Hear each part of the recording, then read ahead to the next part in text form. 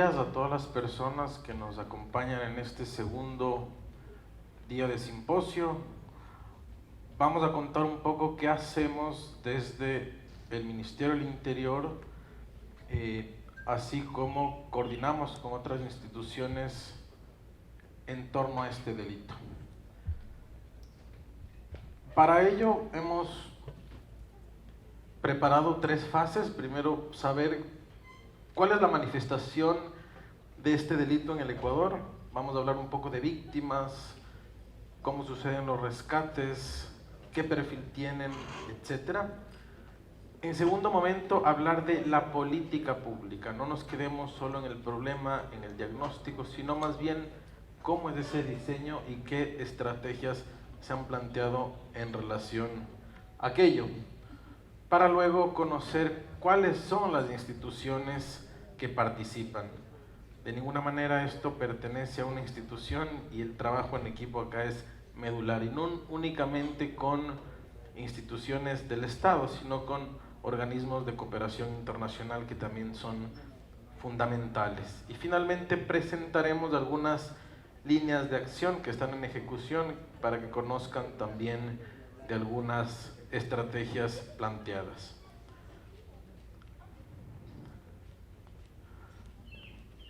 ¿Cuántas víctimas se han rescatado? ¿Cuántas víctimas se han identificado?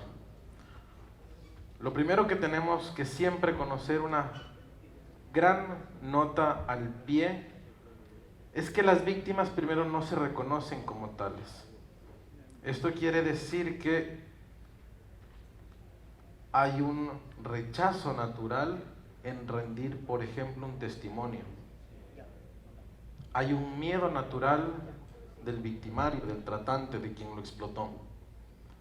Hay entornos criminógenos que también no permiten, por miedos naturales, que esa persona vuelva a su entorno familiar. Si es que el victimario fue su madre o su padre, a veces se abstienen naturalmente de rendir un testimonio ante la justicia. Dicho esto, la excepción en nuestro país, y no me equivoco en el mundo, es que las víctimas deseen participar en el proceso penal. Hay un gran artículo en nuestra Ley Orgánica contra la Trata de Personas, aprobada en el 2013, que indica que debemos tener criterios razonables para identificar una víctima y a partir de su detección se coordine la asistencia y protección. Dicho eso, el número que consta en pantalla son, nuestra unidad de análisis estadístico son víctimas judicializadas y víctimas asistidas. ¿Qué nos dice eso? Las un poco más de 1000 víctimas que hemos identificado tienen un rostro principalmente femenino, son mujeres de nacionalidad ecuatoriana, Venezuela, Colombia, Perú, otros. A diferencia de otros países, por a manera de ejemplo en España, en Europa, en Estados Unidos, la trata más bien es una trata transnacional o trata externa. Nuestra trata es una trata interna o doméstica, sucede dentro de nuestras fronteras.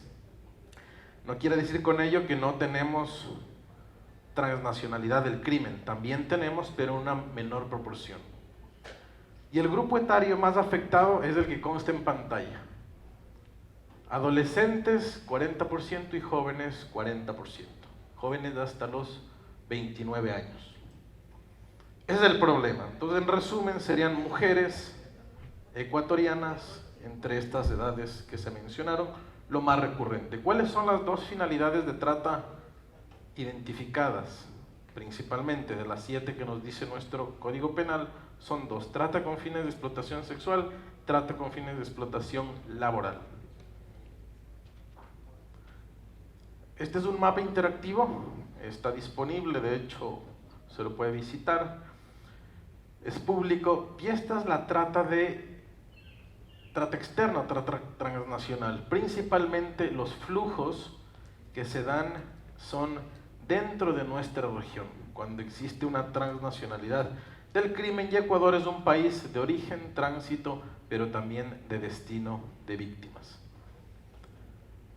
Siempre es bueno compartir un poco de datos para ver la magnitud, quitarnos un poquito. A veces pensamos que esto solo ocurre a extranjeras, en la frontera norte, películas de Netflix asociado a esto, pero realmente los datos nos arrojan otras características, y otras características entre ellas que el cometimiento del delito se lo da principalmente en las ciudades más pobladas: Quito, Guayaquil, Machala, Manta, etc. Aquí están colegas de nuestra querida unidad de trata que también darán fe de aquello.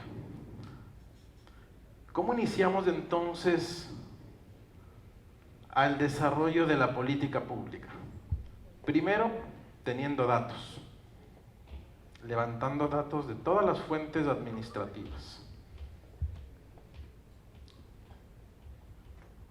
Había muchísima publicación, recomendaciones internacionales. Hicimos unas visitas, les voy a mencionar a qué puntos fueron claves para conocer. Entrevistas de expertos. Y en lo personal, algo que me agradó muchísimo es hacer un intercambio de roles con las sobrevivientes del delito. Las sobrevivientes del delito, hicimos una metodología. Ellas eran las tomadoras de decisión. De manera momentánea tú vas a ser la ministra, tú vas a ser el legislador y tú vas a ser la ministra de Trabajo. Con una metodología lúdica, desde una manera muy familiar, en un lenguaje muy accesible, nos dieron las mejores estrategias que consta en nuestra política pública. Luego ello se hace un procesamiento y análisis de la información, se desarrolla un árbol de problemas, luego ya se formula un marco estratégico, un marco programático que consta de objetivos generales, de estrategia, objetivos generales, de específicos, de estrategias, etcétera, etcétera, por cada uno de los ejes. Nuestra política pública fue aprobada por acuerdo ministeriales, oficiales, público. Hay un mecanismo de seguimiento, hay unas instituciones responsables y validaron estas instituciones que actualmente tienen una responsabilidad directa y alimentan un sistema. Es decir, que podemos ver cuál es el avance de la implementación del Plan de Acción contra la Trata de Personas. Este año aprobamos nuestro Plan de Acción contra el Tráfico Ilícito de Migrantes, algo que, si bien no tiene el objetivo de esta convocatoria, a lo largo de mi presentación también abordaré este delito del cual nosotros tenemos rectoría. Estas fueron las provincias que nosotros visitamos. Si es que vamos a la Sierra Norte, Imbabura, hay trata con fines de explotación laboral. Las comunidades indígenas, hay captación, se llevan a niños a otros países con un ánimo de ser explotados en labores como venta de artesanías, mendicidad, etc. Y hacemos ejercicios allá, le decimos, ¿qué es la trata de personas? Cuando tú vas a una comunidad indígena, en Cotacachi, por ejemplo, y dicen, ¿qué es la trata de personas? Me llamó la atención muchísimo una respuesta. Me dijeron, trata debe ser un buen trato, ¿no? Como que alguien te abraza, todo lo contrario. No hay esa terminología. Sobre todo hay una tradición que se llama el Mindalá. El Mindalá es, yo llevo toda mi costumbre, yo llevo toda mi cultura hacia otro lado. El otavaleño tiene esa costumbre. Y es un viajero que lleva nuestras costumbres, es un embajador en realidad cultural. Los otavaleños también son captores de otras comunidades y terminan en Santiago, en Brasil, República Dominicana, Panamá, etc., explotando a niños indígenas de otras localidades. Se hace el rescate, hay una repatriación, ya comentaremos también cómo funciona eso, pero lo ven como faltaste un acuerdo de palabra, no es un tema legal, existió más bien falta la honra, un compromiso que asumimos, me dijiste que ibas a pagar $200 y cuando llegó a destino, ¿qué sucedió? Todo lo contrario, acumularon una deuda, fue explotado, luego hizo servidumbre, mendicidad, etcétera, etcétera, etcétera. Trata mixta. Si nos vamos hacia Guayaquil, Quevedo, Machala, es otra la característica del delito. Es trata con fines de explotación sexual. Principalmente son jóvenes, mujeres, adolescentes captadas por ofertas de trabajo fraudulentas o también engaño, enamoramiento.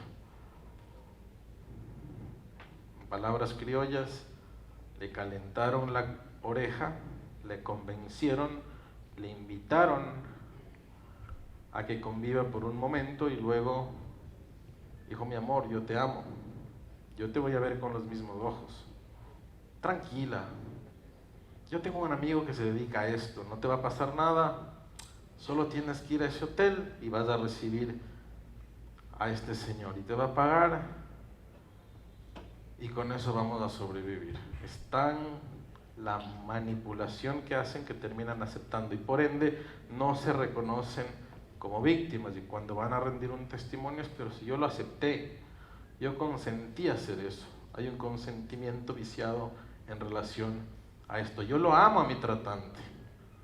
Es muy difícil que prospere un caso si es que el fiscal o el agente centra únicamente en el testimonio de la víctima.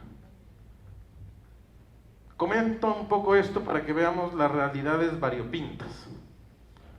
Hay casos de víctimas extranjeras que llegan a Ecuador en tránsito, son explotadas y llegan luego hacia otros países.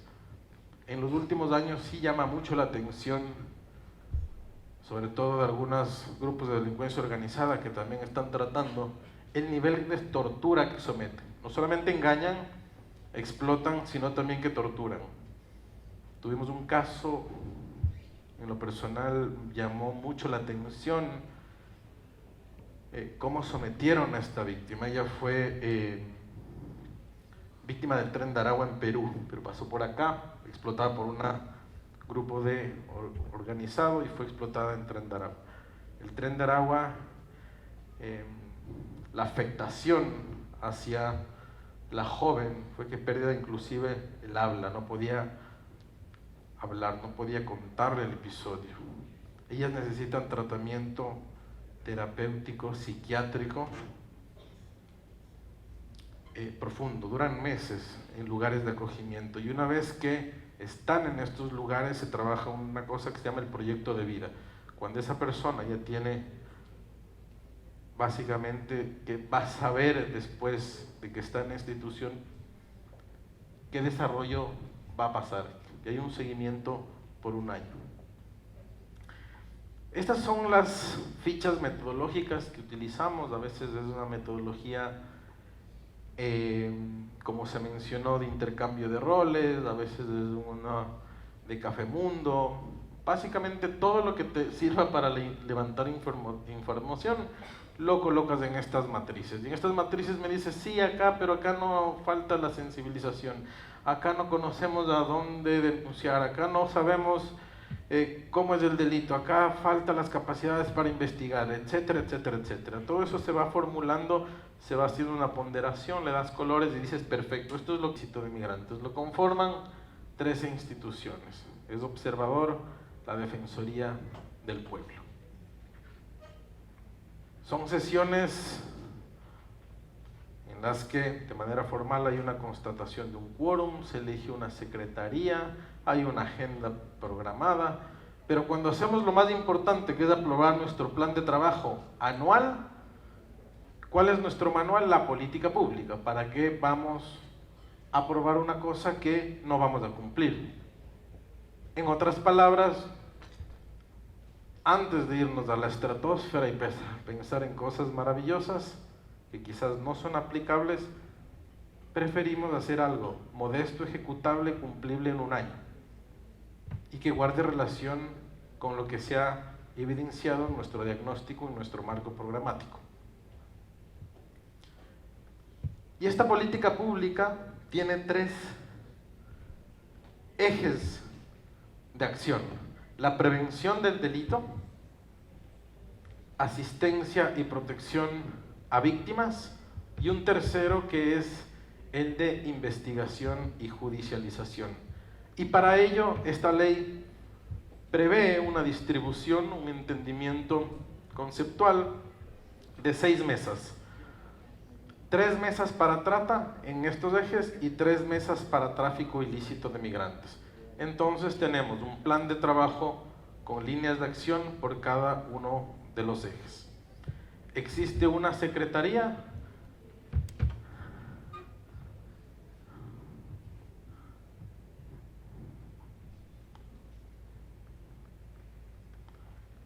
y para mí lo más importante y quizás lo que más rescato y defiendo en espacios como este es lo que vemos en la parte superior derecha, y que es el equipo de coordinación de casos. Es un equipo que nos llama los fines de semana y hay que coordinar lugares de acogimiento o lugares de hospedaje.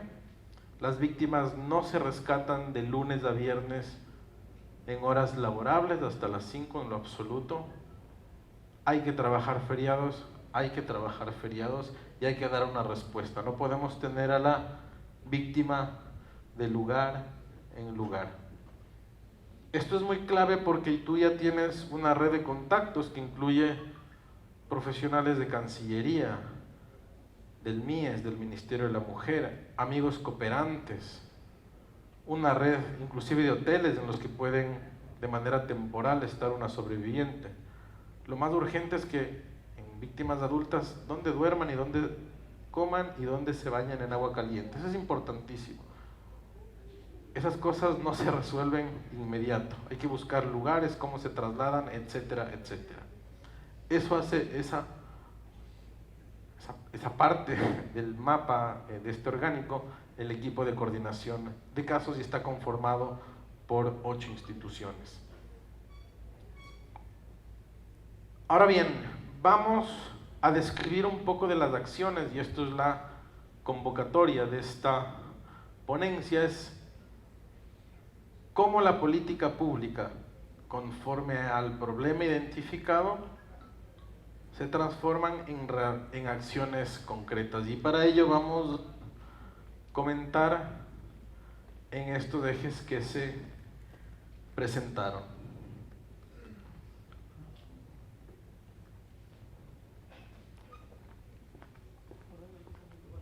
En el día yo hablo más veces con el jefe de la unidad de trata y con los agentes que con mi esposa. Las llamadas son constantes, los problemas son constantes, hay que resolver. Si me llama el coronel Íñiguez, ya sé que es por algo pasó y algo hay que dar una respuesta. En el 2020 se planteó un problema recurrente, y es que nuestros niños estaban saliendo por los aeropuertos y los puertos. ¿Quién controlaba eso? Y salían con autorización. Esto es más asociado al delito de tráfico ilícito de migrantes, pero también se han identificado casos de trata. ¿Qué quiero decir con esto? ¿Y por qué tomamos esta decisión? Ecuador ahora vive la 5ª ola migratoria, la 5ª. Todos creo que tenemos algún conocido que ha estado o ha ido hacia Estados Unidos de manera irregular. Tenemos una tradición migratoria, sobre todo en la parte sierra. Eso es cultural, se hereda. Mi abuelo viajó, mi padre viajó, ahora me toca viajar a mí. ¿Cuál es el problema? Que las rutas ahora son cada vez más inseguras. Y cuando van menores de edad, ya no ponemos en cuestión si ese menor de edad puede salir o no. Debemos ser proactivos antes de que ese menor de edad salga del país.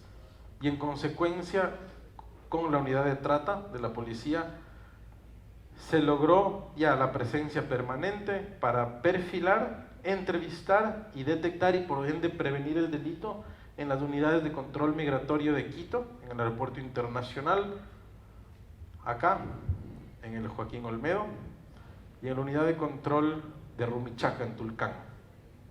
¿Qué vimos? No me dejaba salir por Quito. No vayas por Quito, ya te molestan los de la unidad de trata. Si vas con un menor hay riesgo migratorio. Vas a una entrevista de segundo nivel, ándate por Guayaquil. Las mismas agencias de turismo donde adquirían sus tiquetes asesoraban para que vayan por Guayaquil. ¿Qué sucedió? Volquemos el servicio a la unidad de trata también en Guayaquil. Mismo ejercicio, impedimento de salida migratoria por allá. ¿Por dónde creen que iban? Por el Tulcán. Similar ejercicio, que por favor, presencia permanente de nuestros compañeros de policía en Tulcán. Cerca de 7,000 niños han sido impedidos de salir del país desde el año pasado, 7,000. ¿Esto ha causado problemas? Por supuesto. Inclusive tuvimos una acción de protección, porque es un derecho a la movilidad humana, es un derecho a la reunificación familiar. Pero ante una entrevista que le pregunta: ¿usted conoce a este señor con el que está viajando? Y le dicen: sí, es mi padrino. ¿Cómo se llama? Es mi padrino. Algo raro está acá. Coordinan con nuestros colegas de la unidad de trata, van a una segunda entrevista migratoria y ahí hacen una revisión documental. Y en la revisión documental hacen una entrevista que se llama profundidad. Él dice: bueno, ¿es tu padrino cómo se llama? ¿En qué iglesia se bautizaron? Etcétera, etcétera. Y cuando no hay elementos que justifiquen esa relación, por más que tenga un poder autorizado, etcétera, ese menor de edad no viaja y se impide la salida migratoria. Esto no puede ser improvisado, esto no, ya tiene que tener metodologías, cambian, rota muchísimo el personal, y para ello una de las cosas que se ha priorizado es institucionalizar procedimientos. Y para ello hemos aprobado un instructivo para detectar y derivar casos o sospechas de casos de trata o tráfico en unidades de control migratorio. Y también hemos aprobado una guía orientativa para detectar casos de trata. Las víctimas de trata no dicen: yo soy víctima del artículo 91, fui captada, trasladada, receptada, en lo absoluto. Hay comportamientos naturales. Una víctima, si es que está frente a una autoridad, alguna persona que requiere ayuda y regresa a ver o se pone nerviosa, esos son comportamientos naturales. Hay reticencia a rendir una entrevista. Esas son indicadores o señales de alerta. Esas señales de alerta están recogidas en este documento y nos sirven para dar capacitaciones, para aquellas personas que posiblemente tienen un primer contacto puedan reaccionar y saber cuál es la ruta correspondiente. Estas son algunas imágenes del trabajo, flamante trabajo que hace nuestra unidad de trata en los aeropuertos. Lo que vemos acá es un ejercicio que se realizó con el Ministerio de Turismo. Ese ejercicio consistió en identificar cuáles son las agencias de viaje recurrentes para la ruta de migración riesgosa. Si yo les pregunto acá al público: ¿quién quiere ir de vacaciones a Nicaragua? Seguramente no es un destino tradicional. ¿Quién quiere visitar El Salvador? Tampoco va a ser una entre nuestras prioridades. Bueno, pero por ahora ha sido muy recurrente. Polulan paquetes donde te dicen: vas a conocer estos volcanes, de estas plazas, de estas playas, etcétera, etcétera, y te venden unos paquetes armados. ¿Hay algo irregular ahí? En lo absoluto. El problema es que vayan allá, inicie su trayecto migratorio y vuelvan vacíos los aviones. Entonces se han identificado cuáles son los vuelos de riesgo, cuáles son las operadoras de turismo que están promoviendo estos paquetes migratorios, y hemos hecho visitas con los inspectores del Ministerio de Turismo. Primero para sensibilizar y decir: estás dando un servicio, estás ofertando un paquete turístico está bien, pero ¿tú conoces los riesgos que existen en relación a esto? ¿Sabes que si es que hay un menor de edad que va a cruzar de manera irregular una frontera, puedes tener una responsabilidad penal y administrativa? Les informamos que también el riesgo de que no salgan del país es alto y al menos tengan la sensibilidad de sugerir que compren un ticket que sea reembolsable y se lo reintegre, porque si no van a perder ese pasaje.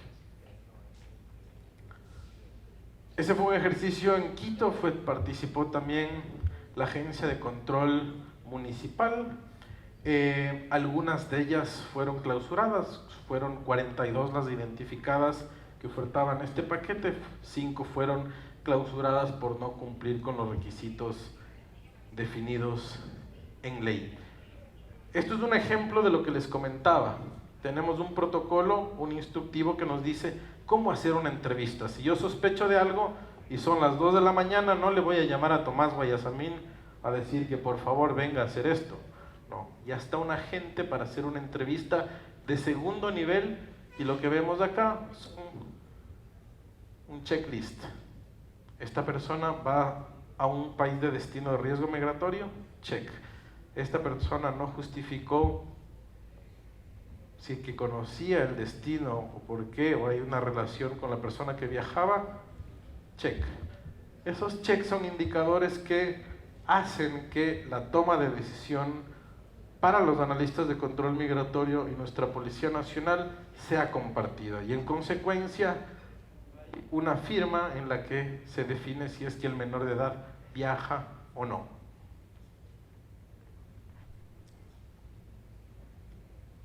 Complementariamente siempre hacemos un ejercicio de capacitación / sensibilización, etc. En el último año al menos hemos cambiado la forma de sensibilizar y capacitar. No sirve si es que ponemos en el PowerPoint el artículo 91 del COIP y recitamos lo que dice ahí. En lo absoluto, eso ya no funciona. Primero debemos focalizar los esfuerzos. Nuestra dirección es una dirección con mucho corazón, pero quizás con poco personal. Entonces debemos ser estratégicos a los lugares en los que vamos y con quienes damos estas charlas. Las personas que posiblemente tengan un contacto con víctimas. Este ejercicio, por ejemplo, fue un ejercicio lúdico que hicimos al Cuerpo de Vigilancia Aduanera. Ellos están en las fronteras, son la piel de nuestro país, pero ellos están buscando ¿qué? Que no exista contrabando, que no pase una mercancía.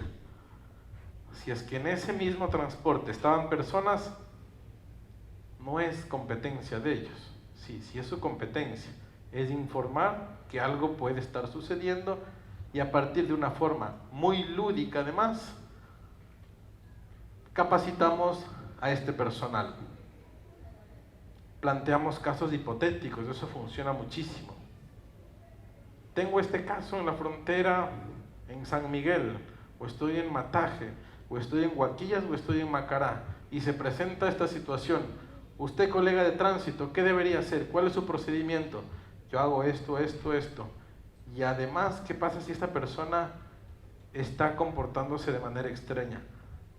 Ah, perfecto, puede ser un caso de trata o hay una persona que lidera el grupo y puede ser un traficante. Perfecto, entonces yo ya sé identificar el delito y puedo derivar a la institución correspondiente. Lo propio Fuerzas Armadas, a nuestra policía, a los colegas del MIES, y un ejercicio muy bonito hicimos con los voluntarios de Cruz Roja. Es un ejército que trabaja, se sobreentiende, de manera voluntaria, pero ellos tienen una capacidad de respuesta muy interesante en nuestro país. En el 2023 capacitamos a cerca de 1.200 personas y no únicamente capacitamos en el conocimiento del delito, en cuál es la dinámica, cuáles son las características, etcétera, sino también cuáles son las rutas de protección. Y no les decimos pónganse en héroes, todos somos Capitán América. No, eso no pasa. Y si hay miedos naturales, estos son los canales de reporte anónimo. Siempre resaltamos aquello.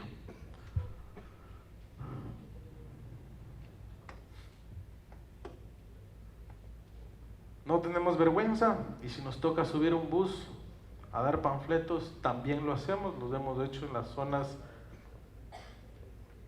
previamente identificadas, en Carcelén, en el terminal, en Quito, en Tulcán también, en aquellas empresas de transporte que sabemos que brindan servicios recurrentes, con autorización de los dueños, nos han permitido también colocar señales de cómo es esto. ¿Te ofrecieron una oferta de trabajo tentativa? Piénsalo 2 veces. Puede ser trata de personas. Si conoces un caso, llama al 1-800 delito.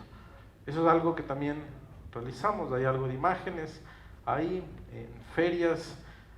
En esta foto que está con gorra blanca, fue un hotel en Tulcán, un hotel que sabemos que llega muchísima población migrante, gente en movilidad humana, utilice ese hotel. Esas características de vulnerabilidad también le pedimos a la dueña del hospedaje que nos permita dar capacitación a su personal, desde el recepcionista, quien hace la limpieza, cuáles son las características del delito. Y lo propio, un ejercicio muy interesante. Con el Ministerio de Trabajo aprobamos un instructivo. Aquí estamos en deuda y voy a reconocer. Tenemos una capacidad de respuesta cuando tenemos víctimas de trata con fines de explotación laboral, hay casas especializadas, tenemos protocolos, etc.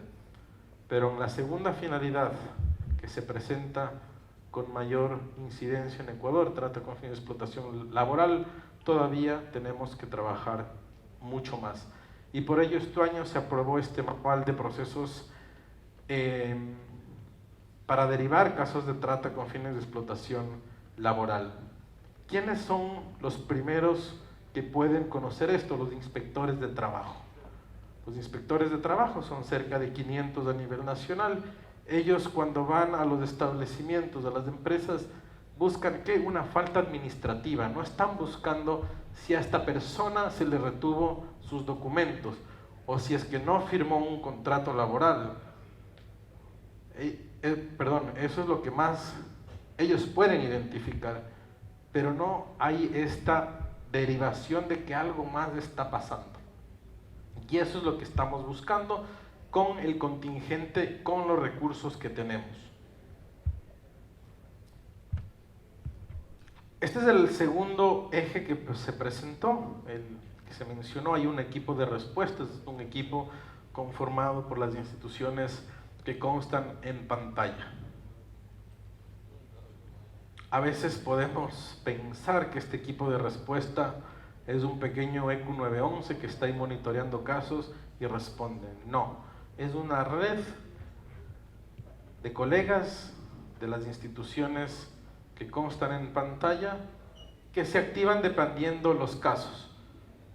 Si es que no tengo un caso de una extranjera en Ecuador o de un ecuatoriano en el exterior, no voy a convocar a nuestra Cancillería, no tiene competencia o relación. Si es que ese caso es de una persona menor de edad, no tiene sentido convocar al Ministerio de la Mujer. Si es que esa persona no tiene alguna necesidad de salud, lo propio. El equipo de casos se activa entonces en función de las necesidades identificadas en el primer momento. Y ese es el equipo de respuesta. ¿De acuerdo? Y tenemos algunas responsabilidades. Este es un video, si es que puedes subir el volumen, por favor.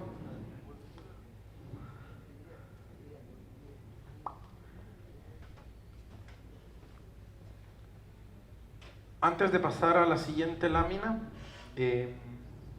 quiero comentar que el protocolo sí define unas rutas, unos procesos muy claros, pero en la práctica los casos presentan totalmente otras realidades que igual deben ser respondidas.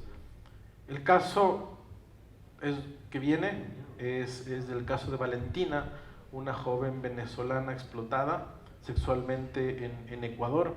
El protocolo ahí no funciona. ¿Por qué no funciona? Porque no hay un consulado acreditado que pueda decir que Valentina tiene esta identidad y que Valentina puede presentarse y retirar su pasaporte para que pueda viajar.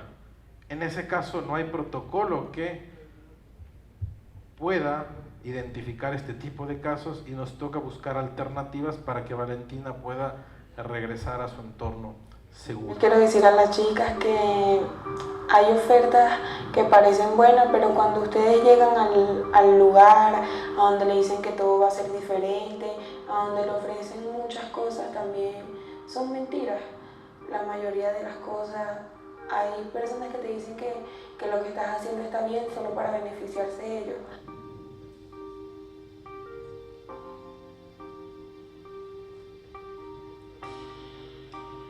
Y me siento muy agradecida con las personas que me acogieron, me hicieron ver las cosas de una manera diferente y la verdad le quiero dar muchas gracias porque me están ayudando a volver a mi país de origen.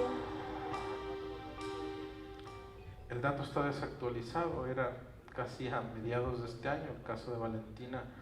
Ahora estamos por cerca de las 64 víctimas que han sido asistidas. El protocolo que consta en pantalla entonces define cuáles son los escenarios posibles. Si es que es un menor de edad y es ecuatoriano, sucede algo. Si es que ese menor de edad es extranjero, también debe existir una coordinación con su consulado. Si es que ese consulado no tiene una representación en Ecuador, hay que buscar el concurrente. Si es que esa persona no tiene un entorno protector en Ecuador, suceden otras cosas. Si es que esa víctima es adulta, se tiene que preguntar el consentimiento de recibir asistencia o servicios de protección. No se puede obligar a una mujer adulta, a un hombre tampoco. Este equipo de casos entonces se activa en función de las necesidades y el protocolo lo describe cuáles son las responsabilidades y los tiempos. Había mencionado que en el caso de Valentina, esta joven estuvo en un lugar de acogimiento. Su madre en Ecuador tomó la decisión de emigrar y actualmente se encontraba en el Darién. No era una posibilidad que vaya con su madre. Su padre tenía problemas de alcoholismo, tampoco era una red de apoyo. Valentina entonces es consultada en el lugar de acogimiento: ¿cuál es tu proyecto de vida? ¿Tú quieres estar en Ecuador o quieres regresar? Quiero regresar a mi país. ¿Y dónde vas a vivir con 16 años? Con mi abuela. Hay que coordinar entonces con la abuela, si es que puede recibirla, está en condiciones, y se coordina con las autoridades de ese país. Hacen una visita y hay un informe en el que se manifiesta que reúne las condiciones para que Valentina pueda regresar a Caracas. Se compra el ticket y en este caso una colega del ministerio de la dirección viajó a ese país, entregó a las autoridades. Y es lo más agradable cuando existen esos episodios de reunificación familiar. Este es otro caso, quiero comentar, y que guarda mucha relación con el objetivo de este simposio. Es el caso de Noemí Coloma. Los colegas de la DINASED lo conocen muy bien. Esto fue en el caso de marzo de 2021. Hay concurrencia de dos fenómenos: desaparición de personas y trata. Naomi, con 13 años, le gustaba el arte coreano, la música. y agrega a un perfil a su red de Facebook. Meli Delgado. Empiezan a hacer una relación de amistad, intercambian comunicaciones todos los días y después de 3 meses le convence. Meli, que se presentaba como mujer en Perú, la convence de que salga de su casa, cruce la frontera hacia Perú y que no va a recibir los mismos tratos de sus padres. ¿Cuáles eran los tratos? Que la protegían y quizás era sobreprotegida, no la dejaban salir de casa, etcétera, etcétera. Naomi entonces toma la decisión de salir de su entorno. En Babahoyo va a Guayaquil, en Guayaquil compra un ticket y se va hasta Huaquillas. En Huaquillas, según la información, cruza en moto. Los padres alarmados, que no aparecía Naomi, una chica que no tenía ese comportamiento, acuden a nuestra Policía Nacional, presentan la denuncia por desaparición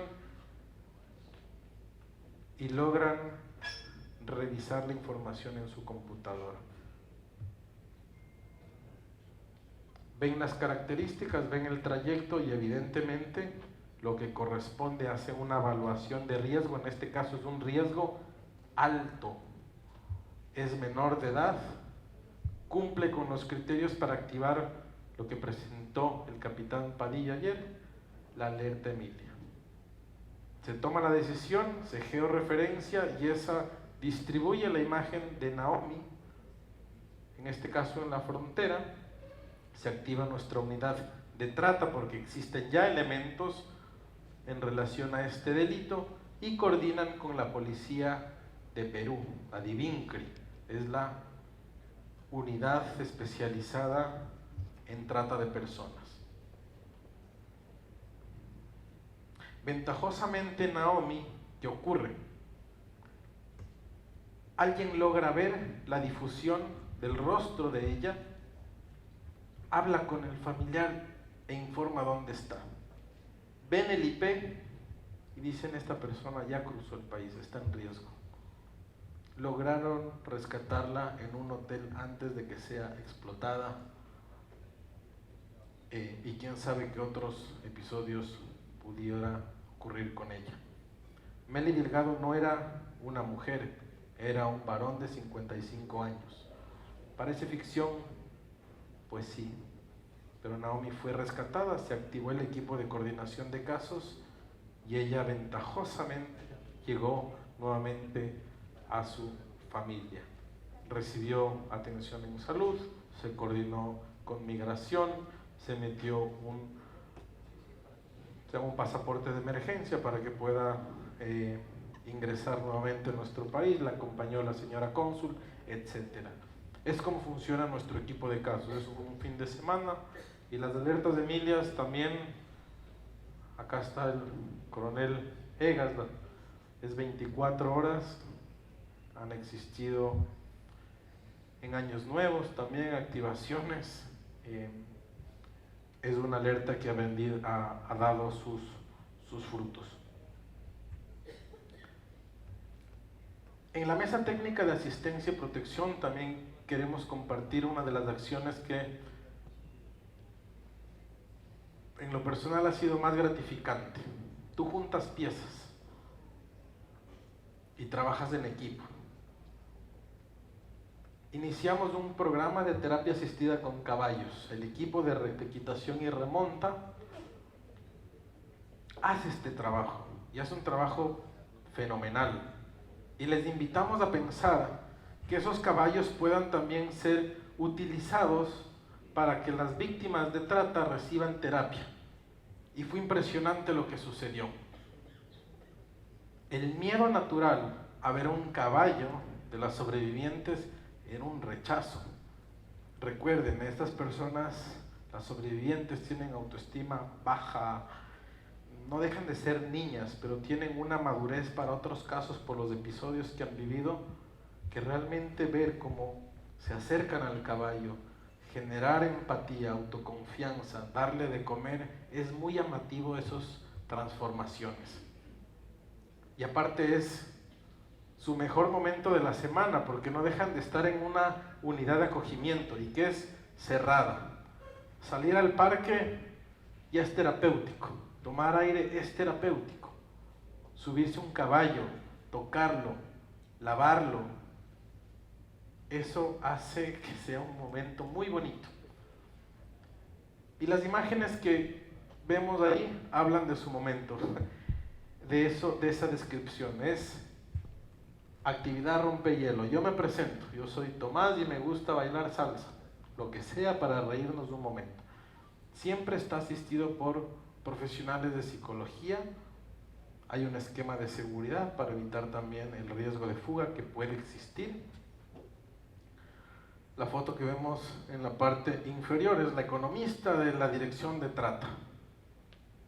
Y cuando no está haciendo tablas y análisis de datos, sabíamos que ella tenía una capacidad para compartir. ¿Y cuál era su capacidad para compartir? La bailoterapia. Ella también, en función de un plan que se arma con los trabajadores sociales y las educadoras de los dos lugares de acogimiento, se planifica una actividad. Si es que un día vamos a hablar de autoestima, que guarde relación con la actividad que se va a realizar.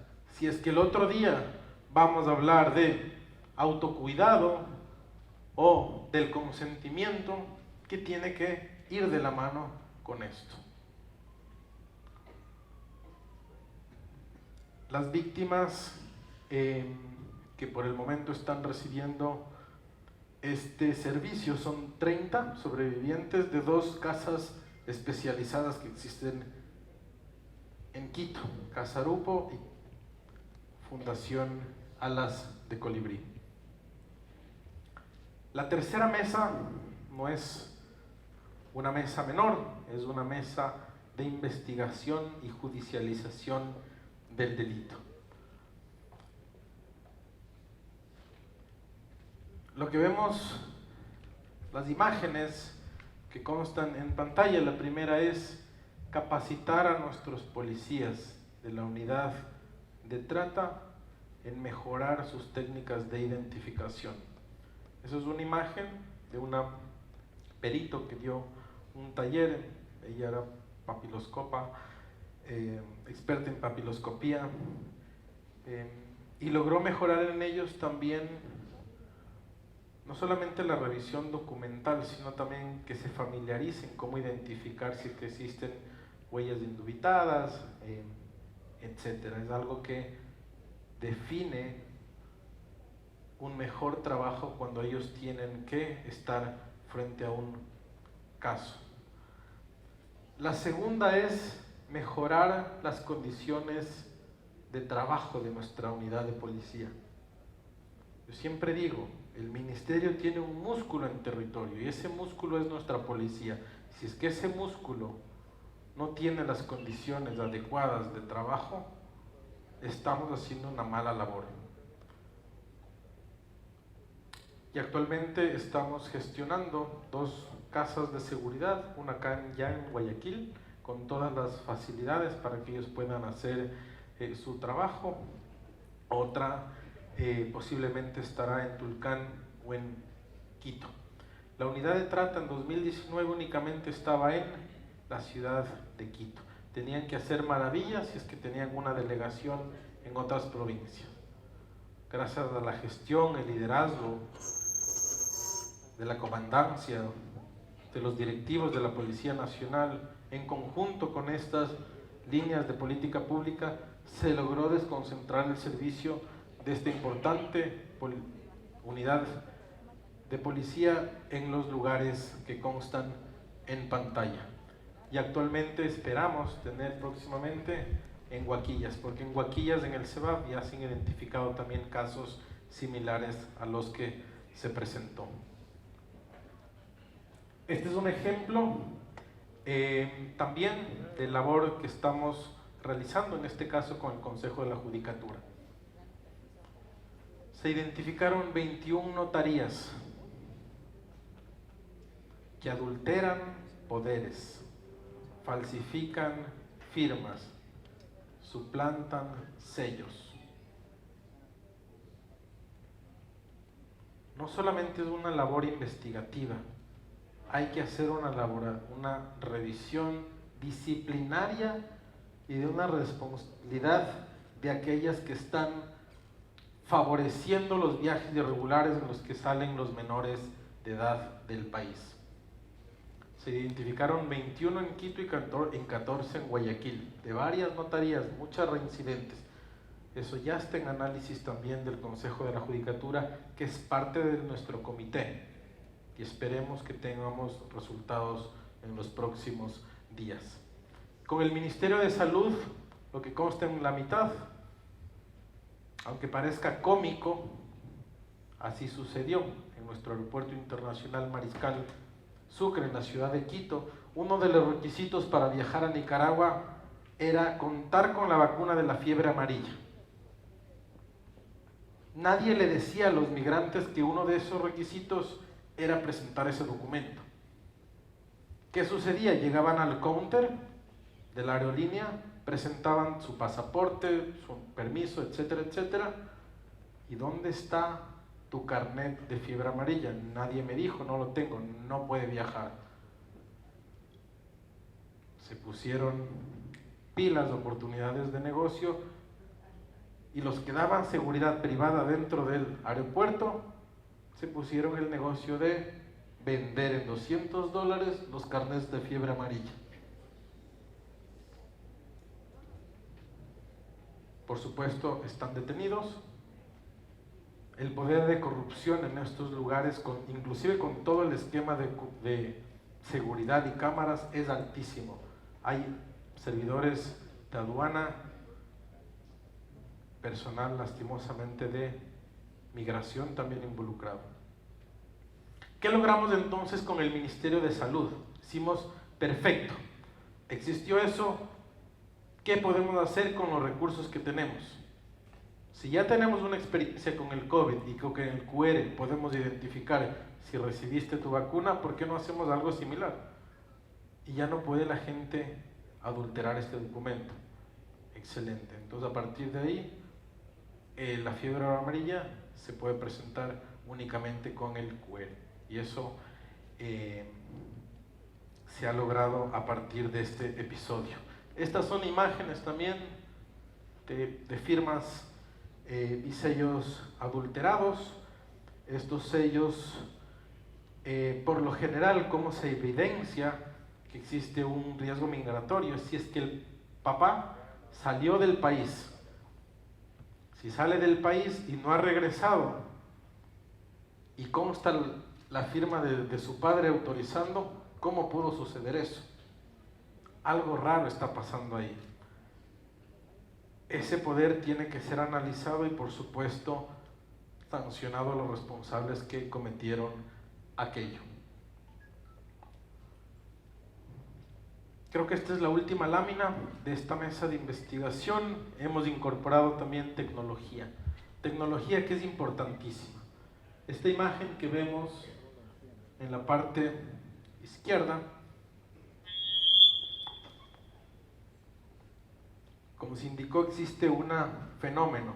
Salían por Quito, dejaron de salir por Quito y ahora se iban por Guayaquil y ahora por Tulcán. Entonces se incorporó un sistema de analítica de datos. ¿Qué quiere decir eso? Cargamos los rostros de los menores de edad que fueron impedidos de salir por estos dos lugares, por Quito y Guayaquil, y si es que hay un intento de cruzar por el puente Rumichaca, automáticamente sale una alerta migratoria y le dice: el menor de edad está intentando cruzar del país. Y se actúa la respuesta del caso. Esperamos próximamente también tener estas mismas cámaras en Guayaquil, en Quito y Huaquillas. Estas son imágenes reales de casos de entrevistas migratorias de segundo nivel. No son entrevistas migratorias donde se les detiene, hay un trato amable, hay una explicación, se les sensibiliza con el delito, de los riesgos migratorios. Lo que no te dice el tratante, lo que no te dice el traficante, tiene que tener alguien que le contraste, y eso lo hace la policía. Te dijeron que viajar hacia Nicaragua, hacia El Salvador, Honduras, Guatemala, México es sencillo. No. hemos tenido casos de personas secuestradas y cuando ya sucede aquello y están en Tamaulipas, nos visitan los familiares. Y los testimonios son desgarradores, porque primero los niveles de tortura son indescriptibles y luego inicia un proceso de negociación. Les dicen, ¿cuánto vas a pagar para que le suelte? $15,000. $15,000 es lo que pagaron por el viaje. Ya estoy endeudado, no puedo más. Al menos tenemos un acompañamiento en el proceso de negociación y los liberan hasta por $500. Pero las secuelas son desgarradoras. Cuando hay menores de edad, recordemos, esto no debería estar en juego, ni si está haciéndose bien o mal, hay que ser tajantes. Son las responsabilidades, son de las instituciones que hacemos seguridad. Lo que no comenté es qué sucede luego con estos menores. Se deriva el equipo de casos para que exista un monitoreo de aquellos que fueron impedidos de salir del país a través de MIES y educación, para que vuelvan al sistema escolar. Hay un eje articulador que también permite que todo esto funcione.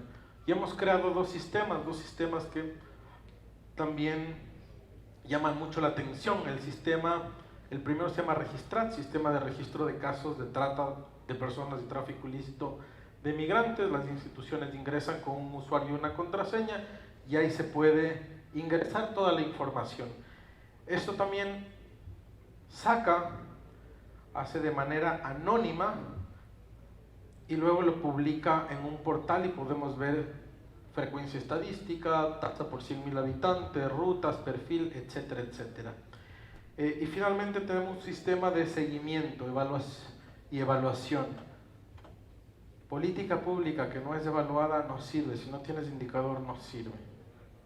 Y aquí todas estas acciones que se presentaron son cargadas en este sistema que se llama CISEGED con unos medios de verificación. Esos medios de verificación por lo general son muy descriptivos, se toma análisis que se ha hecho para hacer este tipo de acciones focalizadas y una respuesta que por lo general acompaña siempre imágenes. Así es como funciona nuestro sistema. Vamos al portal de trataytráfico.gov.es. Estos son todos los casos registrados, judicializados y no. Podemos poner las características donde se conoció la noticia del delito, cuando se georreferencia, marcamos la ruta de explotación o migratoria, el lugar de origen, tránsito y destino, y con esto nos permite identificar la ruta empleada. Si ponemos el número de identificación, automáticamente sabemos su estado civil, si está desaparecido, si tiene antecedentes penales y otras características. También nos permite descargar una base de datos, un archivo plano para hacer análisis también en cualquier formato. Esto es nuestro mapa interactivo. Tenemos ahí, como se menciona, es un mapa calórico que nos muestra frecuencia estadística y número de incidentes por víctima o victimario, por tipo de explotación también, que consta en nuestro COIP y nos marca unas rutas de origen, tránsito y destino, no solamente en trata interna, sino también en tráfico y en trata internacional. ¿Cuáles son estas rutas más empleadas? También los perfiles, cuáles son las edades, un poco lo que se presentó, cuál es la finalidad de explotación y cuántos son los casos registrados. Esto es accesible, es público, se crea un usuario y una contraseña y permite también tomar decisiones en relación a las acciones que se van a plantear. Muchísimas gracias. Si es que tienen cualquier duda o consulta, estoy a las órdenes.